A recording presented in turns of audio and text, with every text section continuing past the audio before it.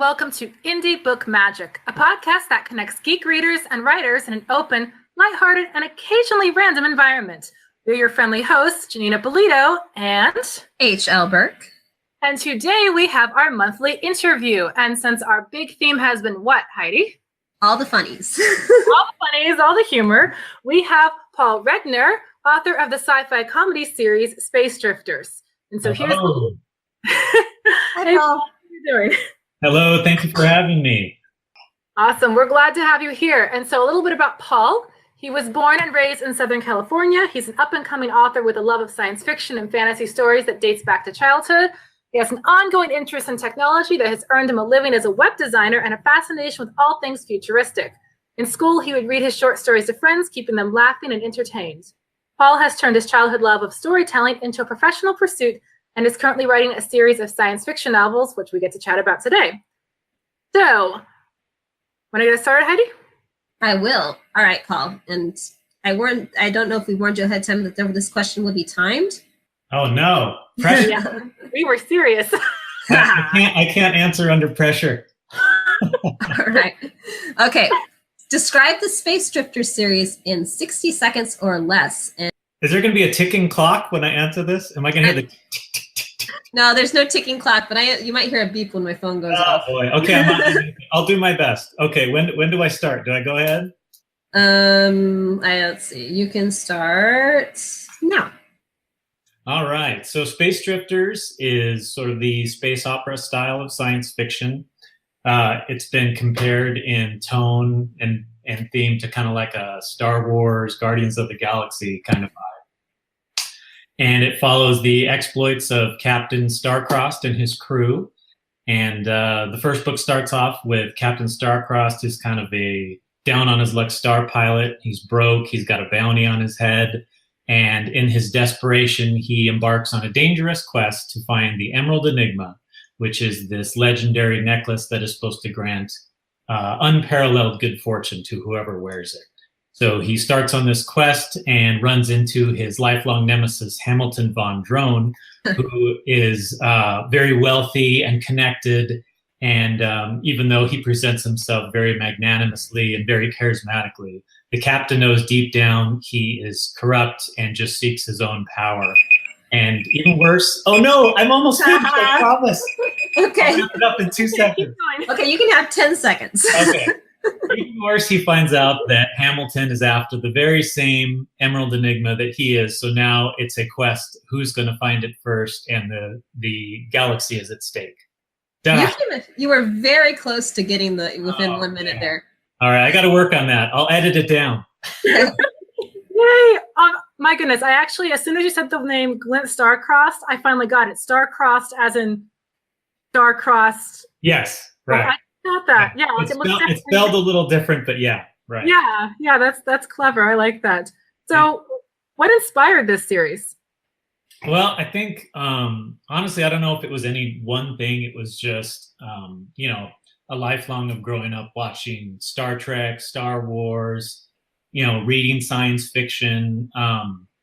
One of the books, it's funny, when I was younger, I was more into fantasy. I loved, Tolkien, Lord of the Rings, The Hobbit, and Narnia, those kind of things. And I came across these books called the Myth series. I don't know if you ever heard of them. They're written by Robert Asprin. And he kind of takes, he basically takes fantasy and adds comedy to it. So it's this more lighthearted, comedic approach to fantasy. And it kind of opened my mind to like, oh, wow, I can take this genre that I love and just kind of treat it in a more comedic way. And so then I started finding other books like that with science fiction. Obviously, you have Hitchhiker's Guide and books like that. So I really loved kind of the addition of the comedy along with the genre that you already know and love. So when it came time to write this, I had already been kind of tossing around those two ideas and how to marry the adventure with the comedy. And voila, that's where Space Drifters came from. Awesome. Well, on the subject of comedy, Paul, you have some great goofy sci-fi names in the story, both for characters and then things like freems and velrys. Oh, yes, the coffee, yes. Yes. So where do these names come from? Most of them are just kind of like they pop into my head. I'll like usually if it's like a character name, I'll think of like the personality of the character, and then a name just kind of fits, so I'll use it. And the great thing about science fiction and fantasy is you can just get as creative as you want with the names, and you can have a lot of fun with it. I have in the last book that just came out, The Ghost Ship, which is the third book in the series, there was this wormhole that's really risky, and it puts you in different spots of space and time, and you never know. It's really random. And I called it the Skootaski wormhole because it was from this name my wife named her hamster when she was like 6, probably because she didn't quite have the mastery over language yet. But I always thought it was the funniest name. So I'm like, okay, I got to say that. I got to use that later on. So that's the kind of stuff. Sometimes you'll hear funny names and like, okay, I got to use that later on. That'd be great. See, now I'm picturing the wormhole as like one of those hamster mazes with data connecting. That'd be awesome. Yes. Oh, yeah. Like a hamster habitat that puts you in different space and time. I like that. Yeah, that's a thing there. Okay, so speaking of science fiction, what about some cool tech? What are your favorite bits of tech from the series? One of the things I really liked is we have texting. Texting is a big thing nowadays.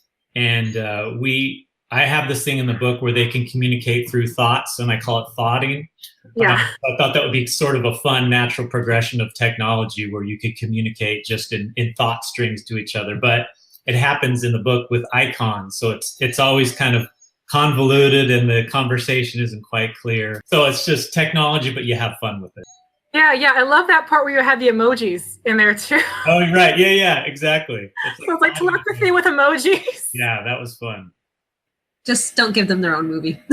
Yeah. Right. So, Paul, the theme Janeen and I have been talking about this month has been humor, and your series is definitely humorous. So, why did you choose to include so much humor? Why not go really serious with your material? Because serious is boring. Oh yeah. No, you know what it is? It's the type of stuff I like to read and watch. I mean, you give me a choice between like, CSI or Psych, I'm going to choose Psych every time, We always choose Psych here. Always. But I just think it's fun. It's just, when I'm in conversations with people, I always love, when there's humor is introduced, it makes an enjoyable experience. So it's kind of like, I love adventure and I love science fiction, but to throw in some comedy, to me, it just makes it that much more entertaining. So that's why. Yep, you're definitely on the right show for that then. All right, so with comedy, what are your favorite kinds of humor to use in stories? Oh gosh, I think like one of my favorite movies is Galaxy Quest. I just think the way someone made a really funny, I think it was an article I read about the movie. They made the best comment about it. They said, when we're watching it, it's a comedy to us, but for the characters in the movie, it's like a horror film. They're running through and they're just terrified, like, oh no, we have to play these characters in real life and our lives are at stake. And so it's a great contrast between the danger, but then also just the comedy of the situation that they found themselves in, where they were actors playing a part of, Starship crew, and now they have to do it in real life when, their lives are at stake. It makes for a very funny situation. So yeah, that's what I like, just the situational comedy. And also just my other favorite part is just conversations in general between characters. That's where the clash of different personalities and that kind of thing just kind of lends itself to comedy. Excellent. Now, branching out from that, do you have a favorite funny scene in your book? There's in the first book, there's kind of a funny thing.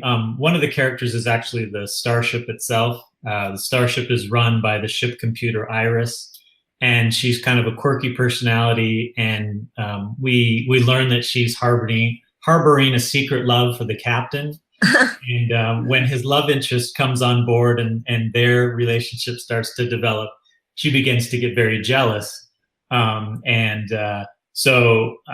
of the captain's actual love interest, the room she's staying in, things start to go haywire. You know, the shower spits out scalding hot water, or when she tries to dry her hair, it goes into like, you know, whirlwind power. And so she just kind of starts to get messed up as the ship starts acting out in jealousy. So I always thought that was fun to play with, and that was kind of a funny situation.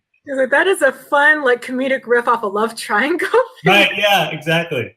A love triangle between a ship computer and two. Oh, trust me, as a wife of a longtime gamer, I've had a lifelong love triangle with a computer. That's funny. Okay, so what tips do you have for authors trying to tap into their funny bone for stories? Oh gosh, you know, I don't know. I don't know if I'm qualified to teach how to do it. I don't even really think of myself as like a comedy writer. I just think it's just always fun to incorporate it in the adventure.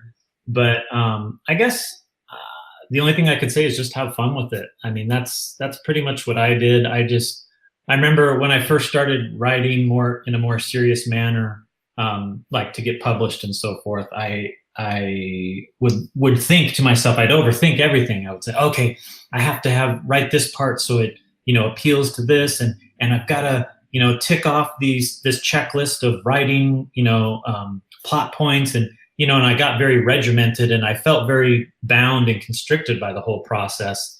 And it wasn't until I kind of just put all that to the side. Not that I'm not saying story structure isn't important. Obviously, it's very important, but to be able to just enjoy the process. And that's when I really started to love writing a lot more, is just when I kind of let go and, you know, rather than like write a scene and go, oh, that's kind of ridiculous and stupid and goofy, I thought like, hey, I had fun with it. Maybe someone else will. And I just kind of like allowed myself to have more fun and add comedy things, knowing that not everyone might find them funny. I mean, you know, humor isn't universal necessarily, but I just thought, you know what, this is funny to me. Hopefully it'll be funny to other people. And I think that's kind of a good way to look at it, just to sort of just let yourself go. And if you think it's funny and if you enjoy it, chances are there's other people that will too. And you know, you'll never be able to please everybody, but you know, just allow yourself to be you and to express yourself, you know, through comedy or adventure or whatever it is as a writer. Awesome. Now, I believe you just had a recent release, right? Yeah, that was the third book, The Ghost Ship. That's the last book in the Space Drifter series. Yeah. With that series finished, what are you currently working on? So I actually just finished my next book. It's a supernatural comedy. It's a little bit kind of a little genre switch there, but it was just kind of the story that was in my head, and I couldn't let go, and I just was excited to write it. And I find that's always the best to write. But you know, I think most of us have all these stories brewing in our heads, but to be able to focus on one that kind of captures your attention, that's what I did with this latest one. So yeah, I'm really looking forward to it. I got some final edits to do on it, but it's pretty much ready to go. I just you know, little fine tuning is left, but other than that, it's ready. Awesome. That sounds like a lot of fun. Yeah, no, it was fun. And now, Heidi, I think it's time for the random question. Uh-oh. I know these ones are always scary, but I hope you're ready for it. Yes, random questions. Lay it on me. I'm ready. You have to communicate with an alien presence in a non-traditional way. For instance, interpretive dance. What would your method of choice be? Oh boy, dance. If I was dancing, that might start an intergalactic war. I don't know if I'd go that route. Do I have to go through dance? Is that what? No, you can choose the method. Interpretive dance is just an example of what counts as non-traditional. Oh, gotcha. Okay. Let me see. Can I draw pictures in the sand? How about that? I think that would work. Because yeah. I'm not that great an artist, but if I do it in the sand, it sort of looks like, you know, even the best artists, when they're drawing in sand, it doesn't look that great. So, you know, maybe I'll be able to get away with it and communicate basic ideas. So there you go. I'll communicate. I'll draw in the sand. Awesome. Okay, Paul. And where can readers find you online? So you can go to my website. It's pauljregnier.com. and that last name is spelled Regnier. So pauljregnier.com, and that has links to, Facebook and all the social media stuff. So yeah, that's the best place to find me. Sweet. Well, it was great having you on the show. Yes, thank you. It was a blast. Thank you, guys. Awesome. And next week we're in May, because that comes after April. And in honor of Mother's Day, we'll be diving into the finer points of fictional family relationships, how they can motivate your characters, why orphans are so common in fiction, and how to use those like family but not family characters in your stories. I'm looking forward to that one. Family-filled month. And thank you so much for tuning in to Indie Book Magic. You can find us on Facebook. You can find us on iTunes and SoundCloud and on our website at indiebookmagic.wordpress.com. Please shout us out some love, and go check out Paul's website as well, and check out his Finnish series, Space Drifters. The third one, The Ghost Ship, just came out. And from Janeen Ippolito and H.L. Burke. Have a fantastic day.